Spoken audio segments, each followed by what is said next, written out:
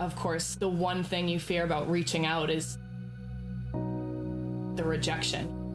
What if they want nothing to do with me? When I got that email, it was very emotional. I've been waiting for this.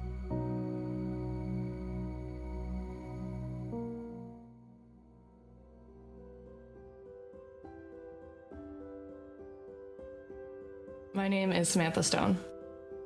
I'm from Medfield, Massachusetts. Growing up here was amazing. I think it was a great fit. My personality is very extroverted. I love it. It makes me who I am. My mom's name is Linda. My dad's name is Larry. I get a lot of characteristics from my parents. I think being open, not judgmental, caring, genuine, I definitely get that from them. The question I love the most is when people say, "When did you find out you were adopted?" As the answer is, I always knew. The way that they raised me, I was chosen into a great life and a great set of parents, but it shaped me. There was not one day or one, age when I found out I was adopted. They raised me 100% perfectly. I always just thought of this metaphor that I've had this circle. It's just been open a little bit, and I had my birth mom's side, but there was always that piece missing. My birth mom's name is Teresa. She was very outgoing, and that's, how people like to explain me, I guess. I did not get to meet my birth mom. She was diagnosed with ALS and actually passed away when I was in high school. When she had me, it wasn't something she had planned. She got, unfortunately, into drugs, alcohol. She had to make the difficult decision to say, I need to give this child a better life. After she had me, she decided right then to put me up for adoption. Brittany and Ty are my half-siblings. They're both older on my birth mom's side. When I found out that I was going to meet my brother and sister, I was like, I have an older sister, I have an older brother, this is so exciting. I didn't get to meet them until I was in 7th grade. I flew down to Georgia for a gymnastics competition. The first time we saw each other, we were getting out of the car in the parking lot of the restaurant, and Brittany just screamed across the parking lot and goes, "She's beautiful!" Ever since I met them, we have kept in touch constantly, and I have a tremendous relationship with them. I didn't know who my birth dad's side of the family was because my birth mom didn't tell anyone who I was or that she had a baby. I had just always accepted the fact that I was never going to know who he was, and that was okay because I at least had some closure.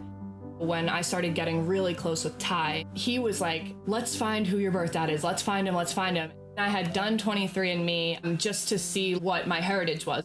A couple days later, I got an email that said, "We found siblings and one of them may be your half-brother." I put my phone down and I go, this is it.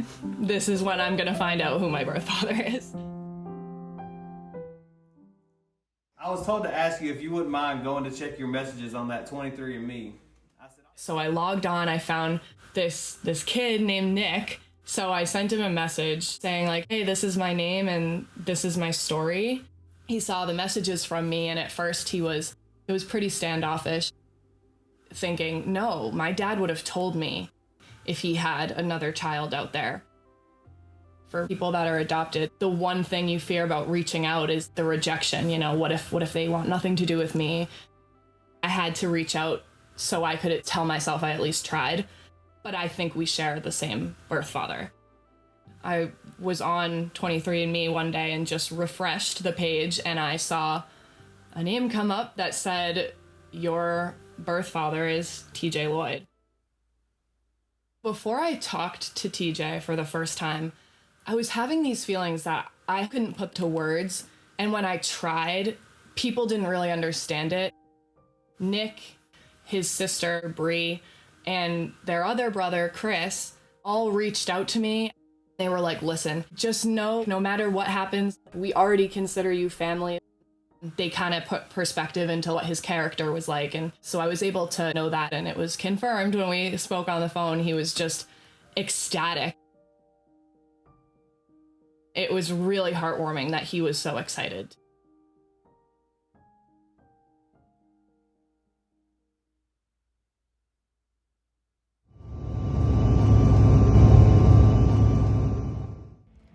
All right, this is a big day.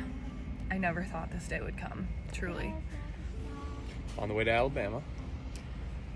Meet the fam. I'm going to meet my birth father and my 3 siblings, half siblings.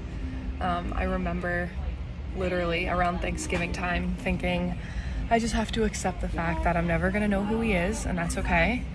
And then it fell into my lap, and we're doing it. He's taking the video.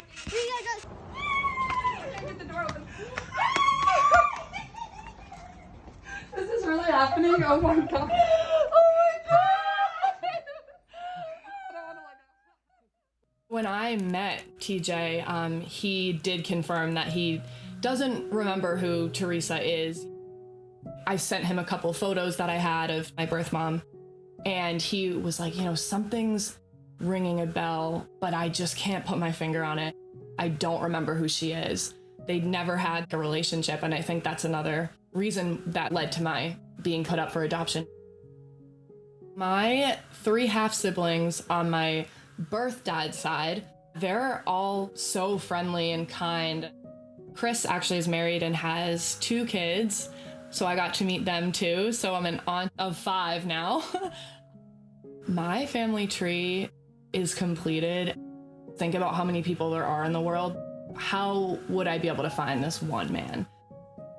Now that I did, it's closed. My circle is 100% closed, and my family tree is growing by the week. I've been waiting for this my whole life. Family is definitely not defined by blood, and my adoption story did teach me that you can, choose who your family is. My message for my birth family on my birth mom's side and my birth dad's side is thank you so much for letting me in and just being so excited with me. I want my birth mother to know that I don't regret her choice to put me up for adoption at all. And I actually really respect her for it. I know that it was the best decision she could have made, and it's not a sad thing at all. I want her to know that I am living my best life, honestly. I have such a good support system. My family, my friends. I just don't regret anything I've ever done in my life. And I thank her for giving me this opportunity.